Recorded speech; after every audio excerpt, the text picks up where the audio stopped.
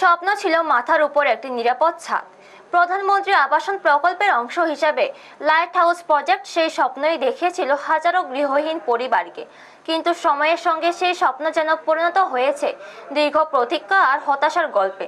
ত্রিপুরায় নির্মীয়মান light house project নিয়ে ক্ষোভ বাড়ছে সুবিধাভোগীদের মধ্যে। প্রকল্পের কাজ শুরু হওয়ার সময় সংশ্লিষ্ট কর্তৃপক্ষ জানিয়েছিল, আধুনিক প্রযুক্তিতে নির্মিত এই আবাসন প্রকল্পের কাজ 1 বছরের মধ্যেই সম্পন্ন হবে এবং দ্রুত সুবিধাভোগীদের হাতে ঘর তুলে দেওয়া হবে। কিন্তু বাস্তবে 5 বছরেরও বেশি সময় পেরিয়ে গেলেও প্রকল্পের কাজ এখনো সম্পূর্ণ হয়নি। অভিযোগ, দেশের বিভিন্ন লাইট হাউস প্রজেক্টের ঘর ইতোমধ্যে সুবিধাভোগীদের মধ্যে বন্টন করা হয়েছে, অথচ ত্রিপুরা এখনো অপেক্ষার প্রহর গুনতে হচ্ছে প্রকৃত সুবিধাভোগীদের। বারবার সংশ্লিষ্ট দপ্তরে দ্বারস্থ হলেও স্পষ্ট কোনো আশ্বাস বা নির্দিষ্ট সময়সীমা পাচ্ছেন না তারা। দীর্ঘদিনের অনিশ্চয়তা ও হয়রানিতে ক্ষুব্ধ সুবিধাভোগীরা শেষ পর্যন্ত সংবাদ মাধ্যমের সামনে নিজেদের দুর্ভোগের কথা তুলে ধরেন।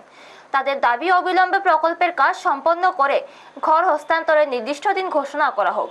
পাশাপাশি প্রকল্পের অগ্রগতি নিয়ে প্রশাসনের স্বচ্ছ অবস্থানও জানতে চান তারা। এদিকে বিষয়টি নিয়ে টুডার প্রতিনিধিদের কাছ থেকে সন্তোষজনক কোনো উত্তর না পাওয়ায় সুবিধাভোগীদের মধ্যে অসন্তোষ আরও বাড়ছে। ব্যুরো রিপোর্ট, নিউজ তৎকাল 24। লাইট হাউস প্রজেক্টের সমস্ত আমরা যারা আছি সবাই বেনিফিশিয়ারি। তো 2021 সালে প্রজেক্ট, এটা কেন্দ্রীয় সরকারের ভারতের মহামান্য প্রধানমন্ত্রী ওই বছরই অগাস্ট মাসে একটা ভালো প্রজেক্ট দিয়েছিল। সারা ভারতবর্ষে 6টা রাজ্যের প্রজেক্টটা দিয়েছিল। তো আমাদের প্রাক্তন মুখ্যমন্ত্রী বিপ্লব কুমার দেব, ওনার সহযোগিতায় আমরা লাইট হাউস প্রজেক্ট পেয়েছি। তো রাজ্য সরকার এবং কেন্দ্রীয় সরকার উভয় সরকারই আমাদের খুব ভালো সহযোগিতা করেছেন। কিন্তু প্রজেক্ট চলাকালীন দেখা গেছে যে এজেন্সি বা যে কোম্পানি কাজ পেয়েছে তাদের ধীরগতির দরুন, তাদের খামখেয়ালি করার দরুন এবং টুডা অফিসের, আমার মনে হয় টুডা অফিসের কিছু গাফিলতি আছে।